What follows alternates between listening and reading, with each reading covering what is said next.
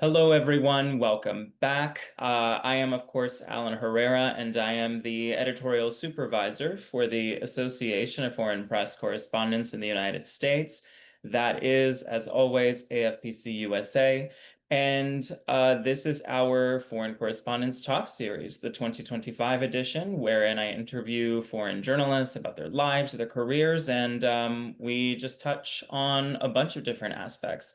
So, without further ado, today I'm pleased to share that I have Alok Gupta as my guest. He is an Indian journalist who's specialized in environmental reporting, and he's worked in the United States, and he's worked in China, and he's currently based in Delhi, having only recently left the United States.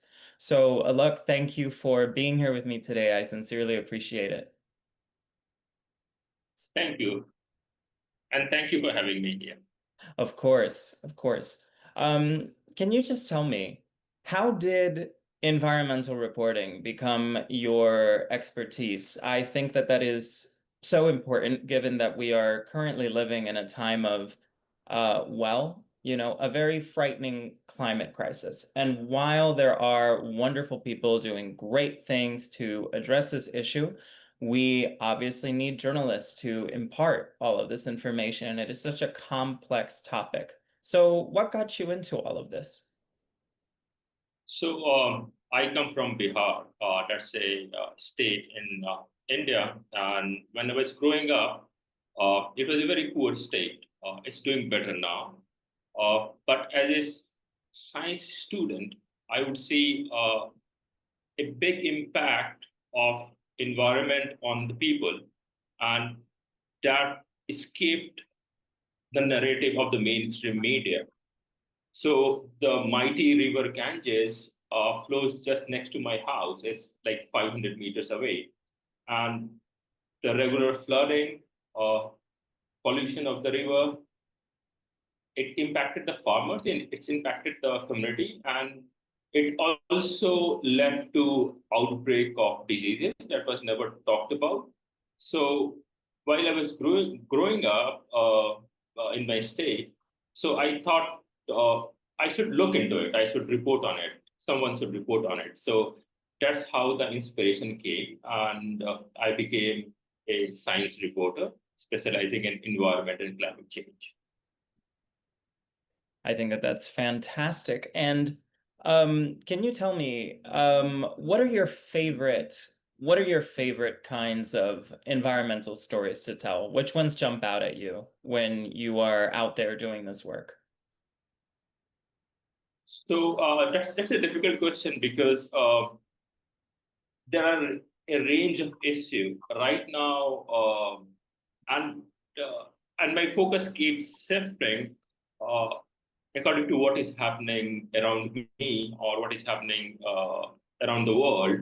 So right now, I'm focusing on heat wave uh, and how it's impacting people who don't have access to cooling. Just like in the Western world, in the global South, you have right to heat. So in a similar way, there is no such privilege for the people who are living in the heat wave zone. And I'm talking about more than 2 to 3 billion people who are impacted by the heat wave every year. And it impacts the productivity, it leads to death, it leads to new science says uh, premature deliveries. It has a massive impact on women. It has a massive impact on newborn. So the focus keeps shifting as per the impact of the climate change. So right now I'm focusing on the heat wave. When I was in the US, I was focusing on the global north and the south divide. So that's how I will put it, because this frames keeps changing what is the priority and how climate change is impacting human lives. And what, given that climate change is impacting human lives. And that's like that's the most important thing. Let me backtrack for 1 second. I feel that, and this is just from my own observation, and there are journalists whom I've interviewed as part of this series who've expressed similar concerns. When it comes to climate change, when it comes to environmental changes, these things are happening, but it's very difficult for human beings to see this tangibly, right? It can be very difficult for human beings to accept the reality of what's happening at this very moment. And a big part of that is that there's a lot of what's been referred to as doomerism, right? So just journalism about how everything is horrible, right? Everything is horrible, and then people tune that out. And solutions journalism has now just taken more of a position at the front, and it's allowing people to really learn, to really learn more, but to not feel so hopeless. And I say that as somebody who has experienced, those feelings myself. So that is a tall order. There's a very fine line that has to be balanced here. How do you do that while making sure that you approach these issues, of course, as always, factually and sensitively? Right. So when it comes to solution journalism, so solution comes with a cost when it comes to climate change. Say hurricane or a heat wave or a cold wave has impacted you. So what technology is available to help the communities adapt or mitigate the impact of these extreme climate events? So when it comes to providing a solution, so one can be technology based, one can be the community action. So, but the whoever is specializing in climate reporting or environmental reporting, so they know. So you should not be what should I say? Say that this is the perfect solution, because a perfect solution doesn't exist. So, and also when it comes to the community, you also need to keep in mind the affordability. So there are a lot of solutions that is being proposed to deal with extreme climate events, but that has a cost. So take the case of Florida. So when it is impacted by big storm or hurricane, so there is no insurance available. So what could be the solution for that? The solution could be a resilient housing, a building uh, that can withstand storm uh, that is moving at the speed of 130 miles per hour or something. But building that house is expensive, right? So the climate frame reporting is mostly negative because not much action is happening on the ground uh, as we expected. So to keep the temperature within 1.5 degrees Celsius. So solution journalism is a part of climate reporting, but it's not a complete range of reporting out, I would say. I think that that's fair. And um, what would you say? What would you say is a climate issue that has been underreported? What is one issue that you can think of right now, a climate, environment related, that people don't know as much about as they should? So what's happening with the community, especially who are living in a backward area, who don't have much access to education, is that everyone knows, say a farmer knows that something is happening with their farming. Is the crops are not growing as it used to be.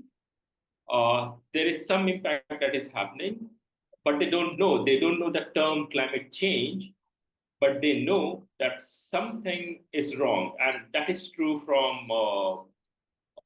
America to Africa, from the global south to the global north. So this awareness about what is happening in the communities and the gap and the scientific gap between them to explain what exactly is impacting them. Is the rising temperature? Is why is the flood happening? Why is their crop not growing as it used to be? Why they are putting a lot more fertilizer in their field than they are supposed to? So they don't know the term climate change, but they understand that something is happening.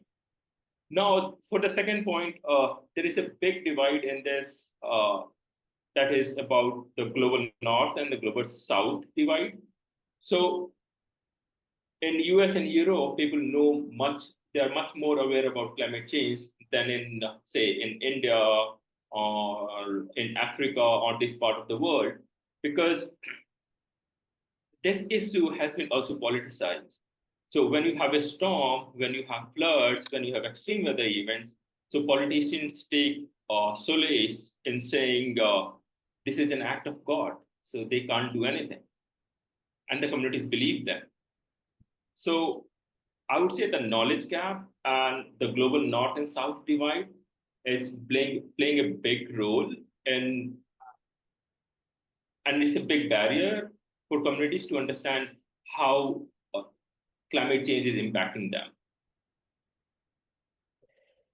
And how have you seen climate change, since we're on this subject, how have you seen climate change impact your own life? What are the tangible things that you see around you? I mean, I understand before we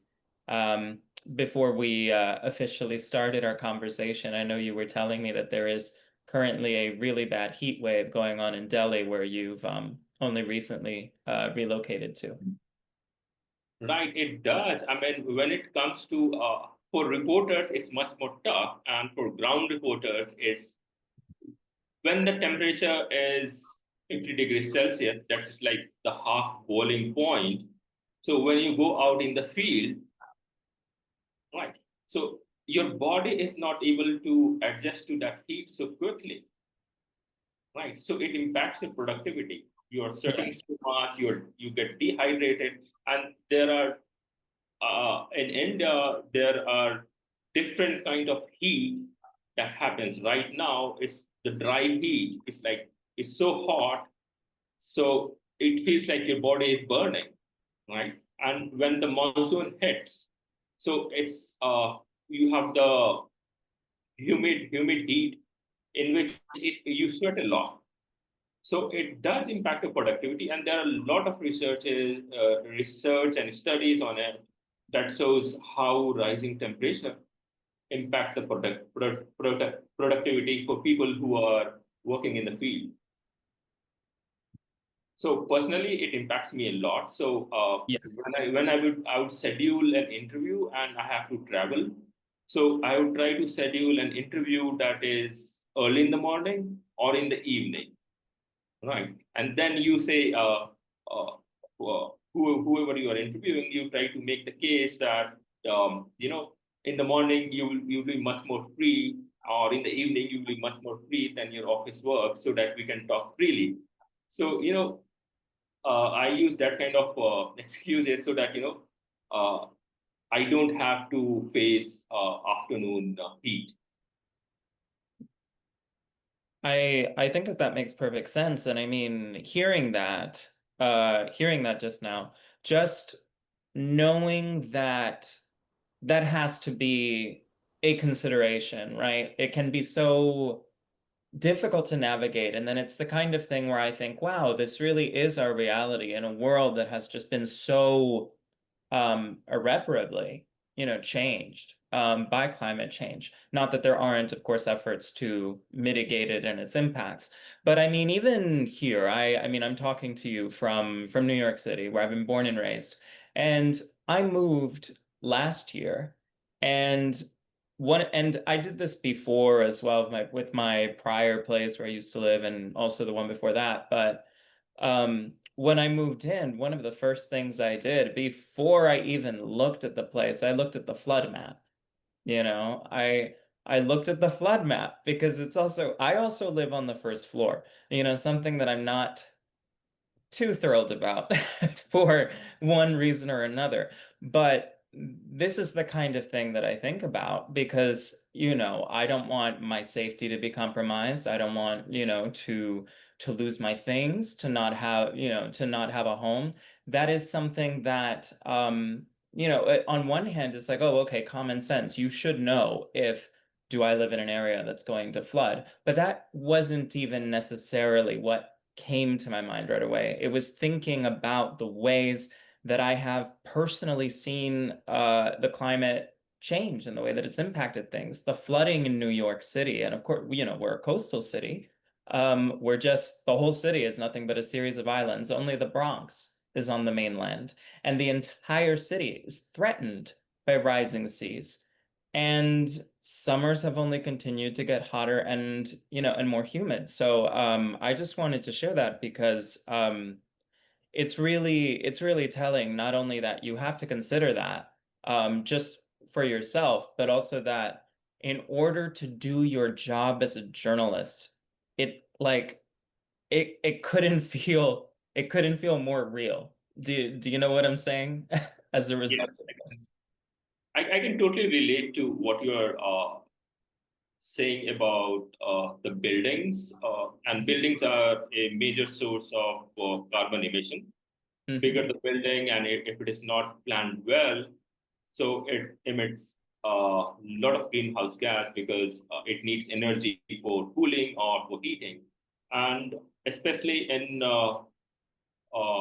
Chicago, uh, those neighborhoods that are near the Great Lakes, those houses are getting flooded, especially the basements are getting flooded frequently during the rainy season, and that damage is not covered mainly by the insurance. So, and it's impacting the vulnerable communities, the communities who are already struggling to make uh, a decent living. So it's that basement flooding and the first floor horror that you're talking about. It's real and it's happening on a large scale in Chicago.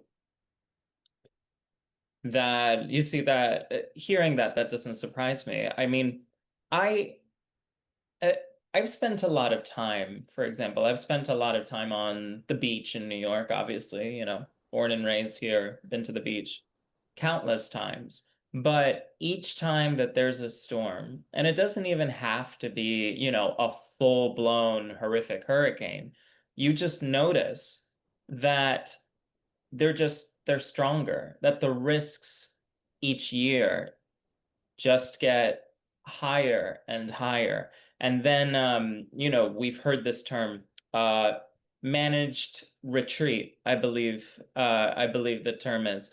Can you just tell me your thoughts on managed retreat? Like it's, how do I put this? It's just the logistics involved, right? In order to move entire communities, businesses, livelihoods, right? It's just it's no easy feat, right? So what is the likelihood you would say that, you know, many people in our lifetime will have to move for one reason or another?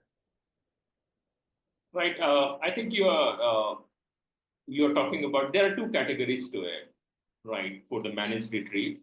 And the one is the forced migration. So you're forced to move out because climate change has impacted your livelihood or it has completely abolished your source of livelihood. So in that case, you are forced to move out. And when you are forced to move out and the entire community is moving out, or the entire neighborhood is moving out, or entire village is moving out, so you are prone to exploitation. That's when the human rights issue comes in. And there is exploitation of labor. There is exploitation of women are much more vulnerable to it. And you are leaving behind, say, your agricultural land or your ancestral home that had a value at one point of time, and its value has deteriorated to almost zero because of the climate change.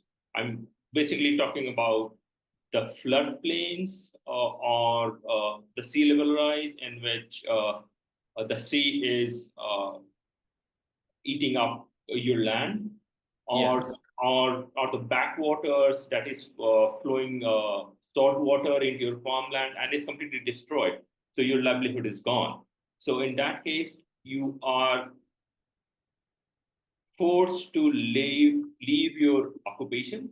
So as you are first forced to migrate, and then you are forced to leave behind your expertise. That is, your expertise was, say, agriculture. Now you are a farm laborer, right? So that is one category of forced migration that happens in India and other part of the world. And the second is that you try to adapt and you try to mitigate those impact of climate change if you have resources and the money. So, say the case of smog in Delhi. So, people in the month from November to January or Feb, they try to move out to the cities. So, some of the favorite cities in India are like they go to Goa or they go to to Himachal to escape the pollution. And that pollution is so deadly that it impacts your lungs and it damages it forever. So these are the two kind of migration that is happening all around the world. So in US, it might be the hurricane season, or it can be the cold wave season when they are moving from very cold areas to states like Florida in the winter months, and people in Florida are moving out in the month when you have a lot of hurricane and storms. So that reality is real, but for one community that is economically backward, there is a lot of exploitation happening, and for the other community that has access to resources, for them, it's like escaping the onslaught of climate change. And given your experience working in the United States, compared to, let's say, working in China or India or what have you, what would you say? What are your thoughts on the U.S. government's overall um, uh, approach to climate change over the last decade? Now we're in a very delicate period as the Trump administration has actively worked to roll back a lot of these climate efforts. Um, how, what would you say, about how far we've been set back by these changes? Because there's no doubt that this is impeding genuine progress that was being made. Yeah, I mean, that policy has really impacted fight against climate change. But, not everything is lost because, states like California, so they have sub-national collaboration on climate change with China. So, say the initiative on reducing methane emission from agriculture or waste or abandoned coal mines or the functional coal mines is still going on between California and China. So that collaboration is still thriving, and there is a lot of technology-based exchange that is happening. So one of the stories that I did while I was in Chicago for Carbon Brief was how California and China has collaborated on zero emission ports. and how they are collaborating on battery run long range trucks. So in China, you have long range trucks in which you exchange the battery in minutes. So there is a facility in which when your battery gets drained, so it's taken out and a new battery is injected into in the truck. It's like in few minutes, right? So the time that is taken to fill up your fuel tank, that is the time. That is roughly the time for the battery swap. So that collaboration is also happening. So it's not that everything has come to an end. When it comes to technology, uh, the collaboration is still happening on that front. And what would you say to aspiring journalists who want to get out there and report on climate issues? Again, this is such a sensitive time, but I'm always amazed and heartened by the enthusiasm of young journalists in particular. And I say that representing an organization that each year has given out scholarships and professional excellence prizes. And there's always at least one that goes to, climate change and environmental reporting. But seeing them out there, it's evidence of just how many wonderful people are out there doing this work. What advice would you have for people who want to get into it and do what you do, whether it's on a freelance basis or something else? You know what? The new generation is doing incredible work when it comes to climate change. And in fact, I try to learn from them. The way they are making videos, the way they are using data, the way they are using and making and conceptualizing the data to show the impact of the climate change. So it's me who's learning from them. So I need to give them some any advice. In fact, when I see a young reporter, I clutch on them and say, tell me the new formats of reporting. And they are eager to explain you that how they think that this issue can be explained in a much better way, right? And in Chicago, I was interacting with a bunch of nonprofits who are working in the space of climate change, and they said during the COVID time, no one was coming to the meeting. And we thought, their entire effort on fighting climate change or community farming say in the parking lot or in the community gardens is going to go in waste because of the COVID. So then there were like this bunch of high school kids. They started making this TikTok videos, and they used social media on a very effective scale, and the community responded back.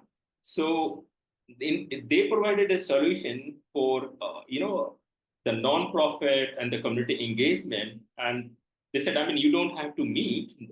Not everyone has to come to the meeting, because coming to the meeting is also a case of carbon emission. When you're driving from point A to point B for meeting, so you are burning fuel. So now everything is happening online, right? So I mean, internet also causes a lot of carbon emission, but Yeah. then compared to every person coming in a car to a meeting or commuting, that emission is much more less, right? And uh, it it was a classic case of how they resolved a crisis. So I think they are doing incredible work, and I think there are plenty of resources available now, and especially when it comes to artificial intelligence and climate change, right? They are doing incredible work. And when you go to Chicago M Hub, uh, you see the startups that are creating are using technology to mitigate the impact of climate change or reduce the emission, it's mind blowing. They don't have the funding, but they believe in their work and they are continuing their work, right? So I think the young reporters or the new generation, the kind of work they are doing is incredible, and I'm learning a lot from them. They may not have the funding, as you said, but they have the passion. It's very clear that they have a passion, and I'm so glad to hear that you're learning from them, because we should all be open to learning from each other. And the new generation of journalists has the opportunity to just share so much of their expertise with all of us. Um, I would just like to thank you so much, Alok, for being here with me today. It has been a pleasure to feature you on our podcast. And to anyone listening to us today, I hope that you take his words to heart, especially because environmental reporting only grows in relevance day by day by day. So thank you again. Thank you for having me.